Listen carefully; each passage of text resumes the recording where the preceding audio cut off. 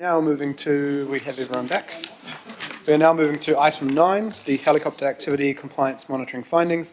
We've got Graham and Adrian coming to the table. They have a presentation and then we'll move to questions. But just to be clear, there is the make sure questions and debate on these two different papers we'll try and keep them separate. So this will be on the compliance, and then 10 is around the planning and the options and the future. So we'll try our best to keep those two separate. Right, thank you. Kia ora koutou. My name's Adrian Wilson. I'm manager for proactive compliance within licensing and regulatory compliance, and my colleague is Graham Jones. Sorry. Graham Jones. Graham is one of our compliance project specialists and has done the research into this report that we're going to present to you. I'm not going to read through it all because you appreciate it's a very long report, and I hope you've all had the opportunity to read it. So we've put a few slides together just to go through some of those findings and sort of explain those. And also take the opportunity to address some of those issues that have been raised by the previous presentations that have been made to you. Next slide. Oh, sorry, let me click up.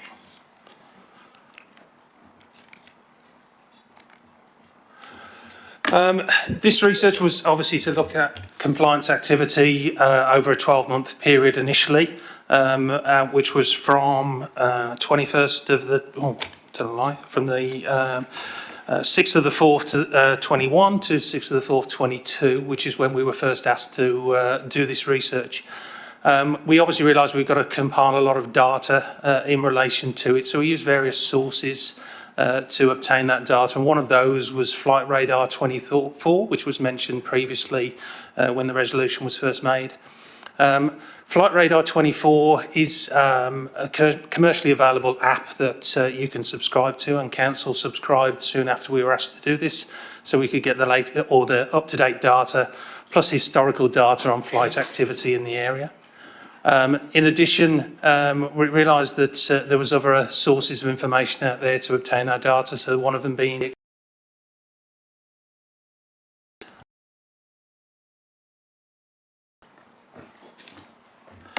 So ADSB Exchange is not a commercial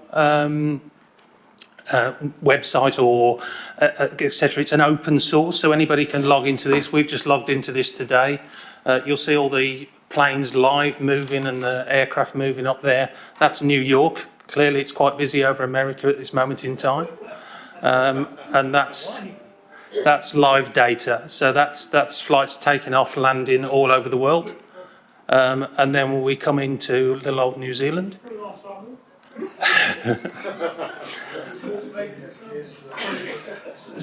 So that's live imagery of aircraft that are over Auckland, Iraqi Gulf now.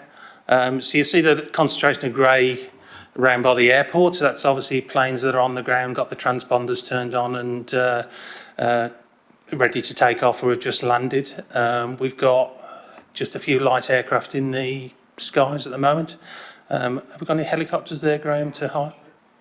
So I think a fixed wing, just to show that. Yeah, we've got no helicopters in the air at the moment. I don't know why, but anyway, pick on a.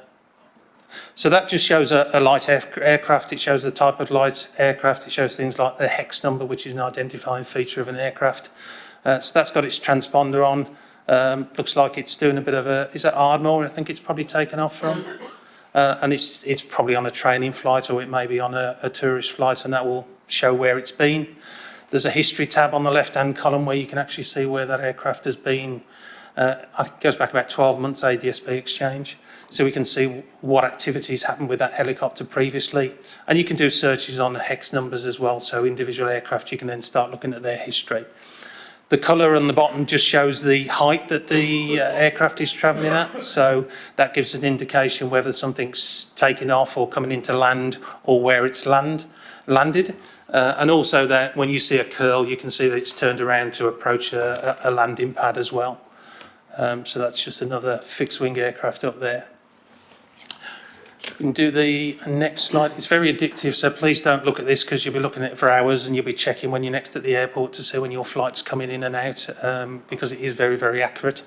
I must hasten to add, this is not a government website. This is not something that's fed through necessarily official channels. It's the open source one for ADSB. They use enthusiasts. They use any sort of link or any information out there to provide that data. Flight Radar 24 is very similar, except Flight Radar 24 wants some money off you, and they make it a bit flasher in terms of that, and they go back 3 years in terms of some of the data that in it. You can't opt out of ADSB. So Elon Musk will have paid Flight Radar 24 to stop people tracking his planes all over the world, and he would have been able to do that through paying a little fee to Flight Radar 24 to stop it. What that wouldn't do is necessarily remove his aircraft when his transponder's on. So you'd still be able to see the aircraft, you just wouldn't be able to track who it belongs to. ADSB don't do that. So that's the difference between the two. Next slide, please. Oh, sorry, that's me. So this is one that was not in the report, but this is one that we took out just to show some flight activity. So one of the things on ADSB Exchange, you can do a previous 48 hours. So it gives you a heat map of flight activity over the last 2 days. So that's one that we did for Monday afternoon, I did that. Monday afternoon. We did a previous 48 hours. So you'll see the clear concentration around Auckland Airport. You'll see those loops coming in from left to right where they're coming in and then approach the airfield. You'll then see concentrations in the north, which will be up in Dairy Flat. So obviously Dairy Flat's a big training place for helicopters as well as fixed-wing aircraft, hence why you get a big blob up there. Onehunga, we've got a heliport in Onehunga, that's why you get a lot of activity there. And again, Mechanics Bay, where you'll have the Westpac and police helicopters going out from. So again, you see the activity there. And then out to your right, you'll see Waiheke Island. It's not quite clear on the screen, but Waiheke Island and any flyovers and landings that take place there as well. So that's just to give you a concentrate on what's happening at any one time over the skies of Auckland. Next slide, please. Oh, me. Oh, sorry, I keep asking somebody else to do that.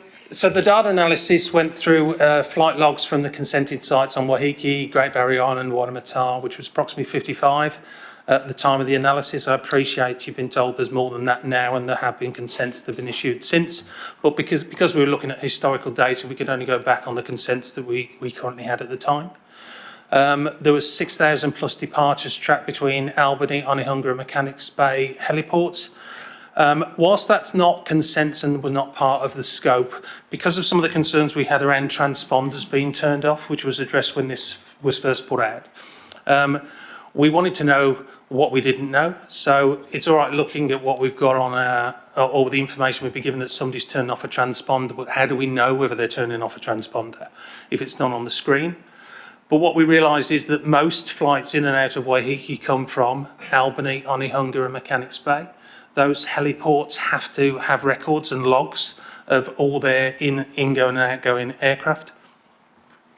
That enabled us to then get all those logs and see where they were going to. So they would say from Onehunga on this date, 3 flights went to Waiheke, and they would have landed at wherever they were, Vineyard, etc. We could then cross-reference that to the Flight Radar 24 or ADSB Exchange to see whether that correlated with what the activity. That didn't lead us to believe that there was any widespread transponders being turned off, because we found those flights and we found them on the tracking. Just another thing on transponders, there is no legal requirement to have a transponder turned on in unmanaged airspace. So if civil aviation don't need to know where you are and you're in a light aircraft and you're not in controlled airspace, you don't have to have your transponder turned on. In fact, sometimes you don't even need a radio on your aircraft. That's as low down as it goes.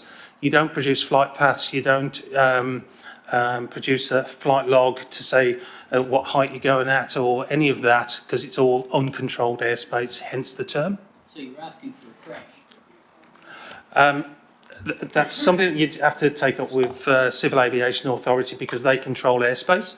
So what we control from a council perspective in terms of consents is the last 500 feet. So the last 500 feet from when you leave the control or the airspace into a site where you land and when you take off again. So if we do require any information from a transponder point of view, it would only be from that control period, the 500 feet landing and taking off.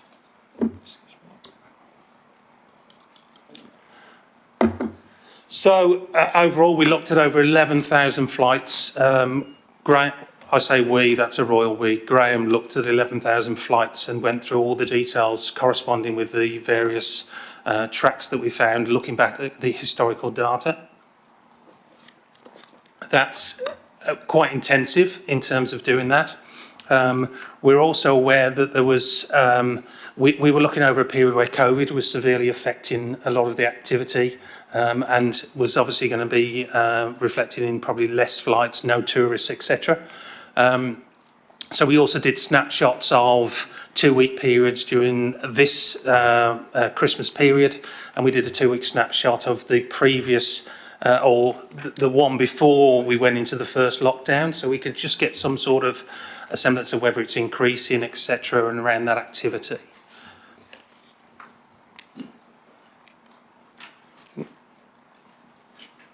It's not doing my next slide. Oh, sorry. I've probably gone too far now with those two things. Oh, no. Some of the points that were brought up earlier in relation to the airways imagery that you saw in the report. The airways imagery was a 24-hour imagery of all flight activity in and out of and around Waiheke Island. It wasn't what we've just seen on the screen, which is all activity that's gone on in that period of time. So that's why it looked very concentrated around Waiheke, because it was only looking at Waiheke. It wasn't looking at any flights going from Mechanics Bay to the North Shore, etc. So that's just to say why that looked like that and all the concentration, because that's all it was looking for. So that's where Airways did that. And it also, I believe, covered fixed-wing aircraft. There was also comment in relation to the fact that we said that only 3% of flyovers went over Waiheke.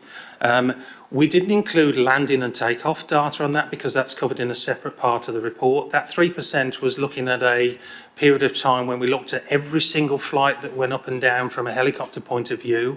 We then put them into a table, and then we came up with those points, which might be 50% over the North Shore, Howick was 25%, CBD 7%, and Waiheke was 3%. So that didn't include landing and takeoff. It's the period that they were travelling over those particular locations. So if you imagine when a helicopter is going from north to south, they mainly follow the main arterial road. So State Highway 1 is a big track that people follow. They get to controlled airspace near to the airport, so they do a wide berth. And that's when they'll go over Howick, hence why Howick has a lot of activity going over it, because they want to avoid the airfield and the controlled airspace. And then they'll go further south. And that's why you get those changes. 7% CBD will probably be those that are around Mechanics Bay to and from around there. And then Waiheke, those are the trips that are going over Waiheke that may be coming from the Coromandel or going out to Great Barrier, etc. They won't be the ones that are landing there. So that's why there's a differential in some of those percentages. We accept that Waiheke is one of the primary destinations. It's a tourist destination. A lot of the wineries have helicopters going in and out and helipads. We found that non-compliance was primarily associated with aircraft types differing from those in the consent. We've got about 11 consents where a particular aircraft will be mentioned, or it may say that aircraft or quieter. And what we found is that some of the fleets have been changed over the time. Some of those consents may go back 20 years, and you probably wouldn't want to be going on a 20-year-old helicopter. They'll have been updated, so therefore there's a change there. But it is only a handful in relation to that. Sometimes we found the odd aircraft that landed was a different type, but actually it was a quieter type, so wouldn't have had any impact in relation to the noise that it occurred. But generally, in terms of those consent conditions, keeping of logs, number of flights, we found it was relatively, across the board they were compliant. Some particular helipads would have only had 1 or 2 flights over a year-long period, but they're allowed a lot more than that within their consent. So that was sort of the general findings that we had. One of the other points was about complaints that was brought up. We've only had I think 59 complaints in total over a 3-year period relating to helicopters. I appreciate that somebody said it's difficult to make those complaints, but looking at the level of complaints, they stretch from crop spraying, they stretch from people landing and taking off from particular sites more than once. And what that happens is we refer it back to the monitoring officer to check against the consent, and then we follow up that way. But in terms of reporting the complaint, there is a process within council, but I'm willing to go back and examine that and to see whether we can improve that so people can better make those complaints and more relevant to their complaint. So overall, that's the report. I've simplified it in about 10 minutes, and it's taken a year of Graham's life to compile this report. Just doing some of that analysis over that Christmas period, it takes 4 hours to do 24 hours analysis. So trying to do a 2-week period, you times that by 14, and then you realise how long and how intensive it is to try and do that analysis. And Graham's remained sane throughout that. Not so much of opinion. He did have a pilot's licence back in the day and has an interest in aviation, so hence why he was chosen to do this piece of work as well as his day job. So that's the end of our presentation. I'm willing to take questions, Chair. Thank you very much, and thanks to you both. And it does show the breadth of expertise we have in the Auckland Council organisation, and that it is complex and it's not just something that any of us could do or get through. So we don't have questions, but I assume there are some. Councillor Turner. So just, you can identify between commercial operations working for council, because all this stuff here is basically, this is all activity, not just private activity, correct? Through Chair, yes, that's all activity. So can you differentiate between the purpose of these flights? I'd probably have to say no. We have had some where we've checked and it was actually for repairing telephone towers, radio masts, etc. So we would be able to identify those. But most of the time it could be leisure, it could be commuting.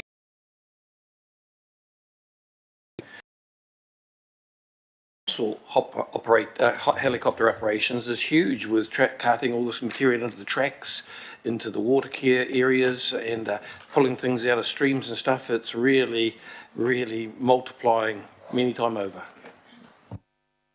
Yeah, I mean, to be fair, you tend to notice when aircraft are being used for a commercial purpose, like you say, because I remember going through the tracking, you could see one in Hobsonville where it was sitting over an area for sort of half an hour just doing small circles. I mean, we still, as part of that overall data, we still record that as a takeoff and a landing wherever it came from. But the actual use of the helicopter is quite difficult to determine. That would have the most impact on the community present too. Yep. Thank you. Councillor Darby. Thanks, team. Thanks for doing this work. Much appreciated. I'm sure it was quite laborious, crunching all those numbers. Yeah, but you're used to it. Hey, you reconciled the flight log data with the flight radar 24, and that I only became aware of last year. Now we know that transponders can be turned off, and so flight radar 24 is not reliable, but you're saying the flight logs are reliable. How reliable is the flight log data? Would you give it a 95 or is it 100? Through you, the Chair. If you recall, I said we went to the heliports to try and get some of that data because we realised they were the main sources of the helicopters going to and from the Waiheke and the various locations. And that was just to capture some of that may not have been given by the consent holders in their log details. So it was just to marry that up, and we didn't find that there was, for instance, twice as many in the logs from the heliports, and only half of them appeared in the logs from the actual consent holder. So that was just to make sure that we didn't have somebody that took off halfway across, turned off the transponder, and then landed on a particular helipad. And we found that they were consistent with the flight tracking that we looked at. Okay, so you're pretty confident you got a pretty good grab of the data here, but did you notice aircraft showing up on flight radar 24 data coming through that didn't show up on the flight log data? Right, Not particularly. Some of the flights, and I made reference to in the report, are quite difficult to track, particularly when you're looking over a 12-month period, because the way that helicopters in New Zealand are registered, either using a H or an I suffix, and I presume there's only a limited volume of registrations, and they get moved from aircraft. X identifiers sometimes during that 12-month period change registration. So when you're trying to go back and look for them, extremely hard to do. I mean, some we managed to marry up, but not all of them. Okay, I'm getting that. You're pretty confident you've got a good data set here. And there is situations, Chair, where there's blind spots. So you'll have blind spots at the far end of Waiheke, where there's hills, some over on Great Barrier, you have blind spots. So you're sometimes looking at it and you see a helicopter disappear. It's not because they turned the transponder off, it's because they've probably gone into a blind spot. We had one on one aircraft that just kept blinking on and off, and we were wondering what's going on. It had problems with its transponder, which was later fixed.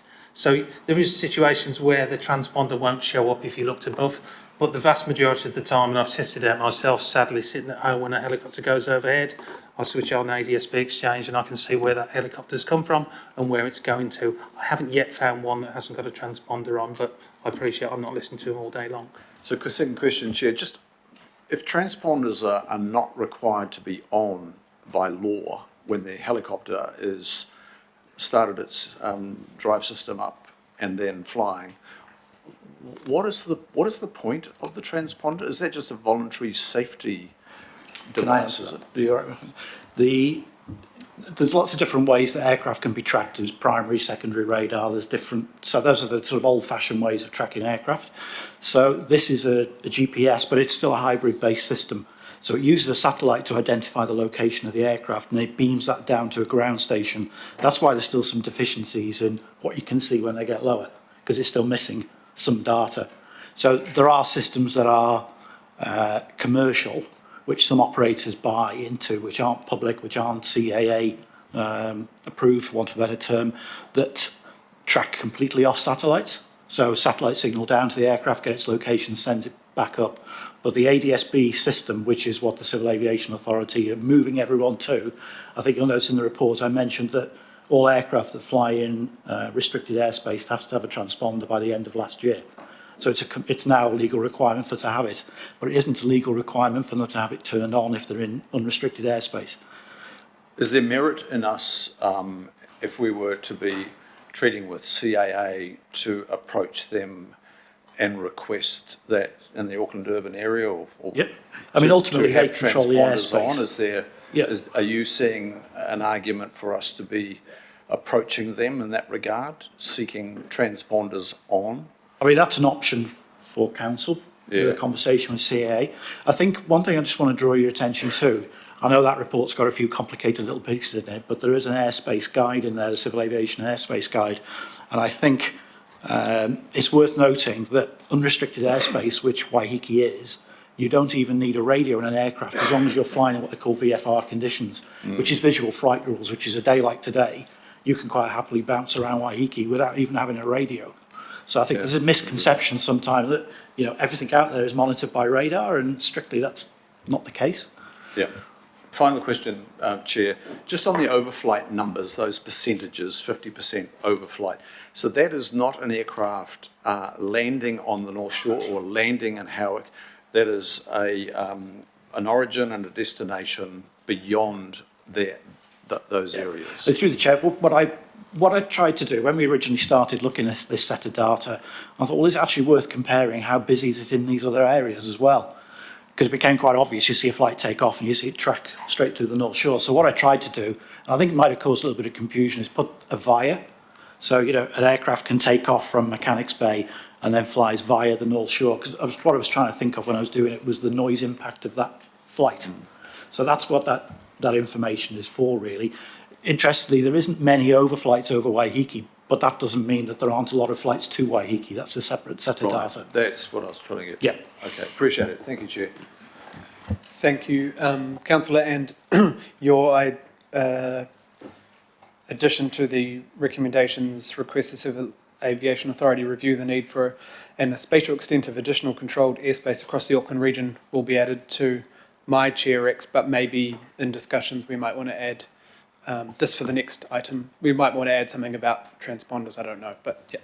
Thank you. Another question, Councillor Lee. Yes, thank you very much. It's very interesting, but from your presentation and some of the slides, one indicating all those aircraft movements, some of them high enough to create vapour trails, one get the impression that the people who we are responding to with this report and the public pressure and the media pressure, those concerns are a little bit exaggerated or overblown. That's what I'm picking up from this presentation. Is that your intention? Through Chair, absolutely not. We came into this with an open mind. We've come from departments that weren't looking at helicopters. We came from compliance departments and we were asked to look at the consents and the compliance with the consent conditions. So that's what we came into it. It evolved with further information people, and we actually liaised with Quiet Skies Waiheke and all the relevant parties in relation to it. So we came in with a very open mind, and we didn't go in with the intention of trying to, we might have said we were looking for the smoking gun, but we went and tried to turn over every stone we could. We weren't asked to go and look at the heliports, but we realised the heliports could give us that extra information so we could have a complete report and we could answer all the questions in relation to compliance. So we did go into it with an open mind. You're contextualising it, but one could get the impression that's unconsciously a bit dismissive because I don't think I've ever received a complaint from anyone in my long years in local government about aircraft several thousand feet up in the air, but I've received many complaints about helicopters coming into land or taking off and disturbing the peace of people's homes, whether they're on a semi-rural situation on the Gulf Islands or indeed in suburbs in Auckland. I think it's important that we get the message from the public and do not confuse helicopter landing activities and takeoff activities with aircraft, normal civil aviation aircraft flying high overhead, because people do not complain or are concerned about them. They are concerned about helicopter movements in their neighbourhoods. That's the difference. Through the Chair, if I can just respond to that. I appreciate that the overflight information may have been misleading and it wasn't intentional to do that. The reason we included it was because it'd been brought up during various discussions when it was first put up as a resolution. But also to bear in mind that helicopters naturally fly at a low altitude. Because if you're taking off from Mechanics Bay and you're going to Waiheke Island, there's absolutely no point in wasting fuel going up to 3,000 feet then to come down and land on Waiheke. So you will naturally stay at a height of less than 1,000 feet. So if you're going to land on Waiheke, you will travel at a certain height and you may go right across the other side of Waiheke and land at a heliport or helipad and then fly back across the same space. So those landing and those overflying will probably be at the same height. So it's just to give some perspective in relation to that you may perceive a helicopter is going to land on Waiheke if it flies over, but it would be at that height that they fly over anyway, and therefore it may be a misconception. This report balances both so we can see what is a flyover and what is an actual landing and takeoff, and that's purely why it was given. Just coming back to the question of transponders being turned off, actually, it's a bigger problem than one would suspect, and it seems to me relates to the income and status of people who use routinely helicopters. That these people sometimes have security concerns. You know, the average person doesn't get round routinely in a helicopter. A certain class of society, international people perhaps, do, and those people live separately and have a different, if you like, way of life than the average person. The average person tend to be the complainants, the people who switch off transponders because they don't want their movements recognised or tracked, are not the average person, but they're the people who tend to own and use helicopters routinely.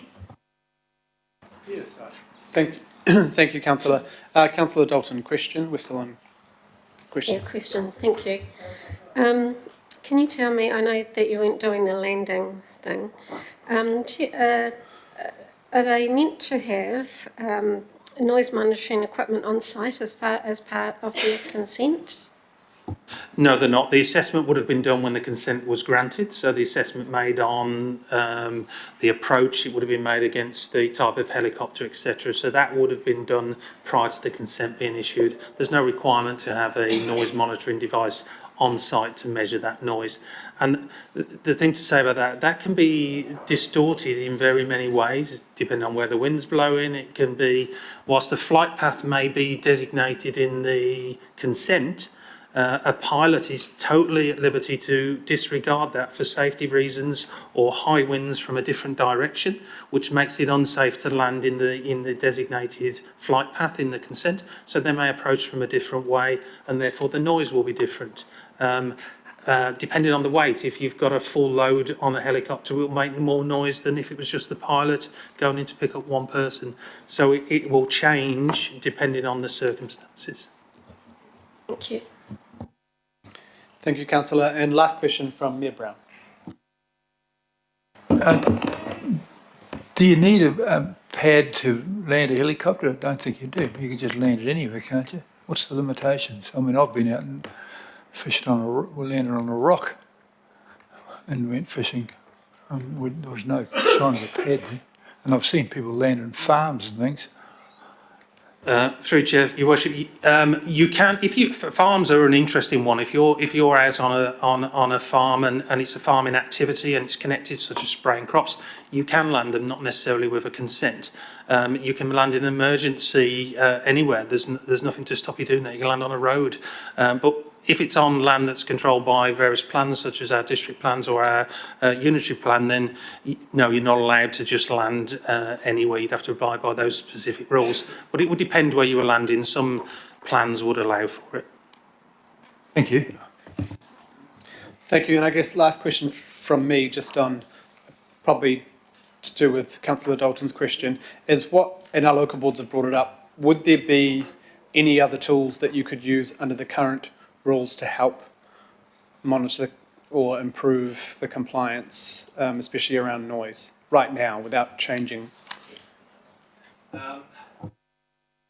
Chair, it's difficult for me to say that at this moment in time. What I would say is it's quite labour intensive to look at all the flights and all the activity from all the helipads. As we've shown with this, we've gone back and looked at a year in time, and then we've looked over a 2-week period. That's very labour intensive, and as you've seen from our report, we've not found widespread non-compliance. So if there was a reason to go out and look for more and monitor more, then there would be a suggestion that there was a lot of non-compliance going on out there, and we didn't find that as a result of the analysis we did. And we've got, we'll be adding to the resolution for item 10 around making it easier on the website. Are there other ways that, without putting a resolution in, that you feel you can improve the ability for people to complain and understand? Is it just really noise that people can complain about? Primarily it's noise, but noise is not covered under the RMA in relation to noise nuisance covered by a helicopter landing and taking off, so it's specifically excluded, hence why in a consent they mention in relation to the approach and everything else to reduce that noise. In answer to your question, I don't believe there's anything more we could do other than perhaps having more information on our website around helicopter activity and explaining about that consenting process, which I'm willing to go away and look at.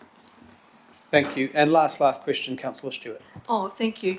Have you taken also into consideration the helicopters that are flying? We've got a lot of helicopters flying at the moment, day and night, because of REM rating, that sort of thing. Because over our way, and it's probably going over to Waiheke as well, all night. I hear them flying around all night, and I see them flying around during the day when I am home. Do you take into consideration that as well? Through the chair, with the police helicopter and the Westpac helicopter, we haven't taken that. They're not on a consent on any of the islands or the area that we're looking at, and it's primarily that's for emergency purposes only. So we haven't looked at that. They fly around sort of around around the Waiheke area. And that's probably the main purpose. Through the chair, whilst I appreciate they are, but it wasn't part of the scope that we were looking at. Thank you, councillor. Right, we will briefly debate or vote on this, but thank you both and the others who worked with you on this huge body of work, and we appreciate it, so thank you. Could I please have a mover for the monitoring findings? Councillor Darby, any seconder? Deputy Mayor, second. Right, is there any debate on this report, or we can wait to the next? No speaking? All right, all those in favour? Any opposed? Thank you. Right, we move straight to item 10, and I think we have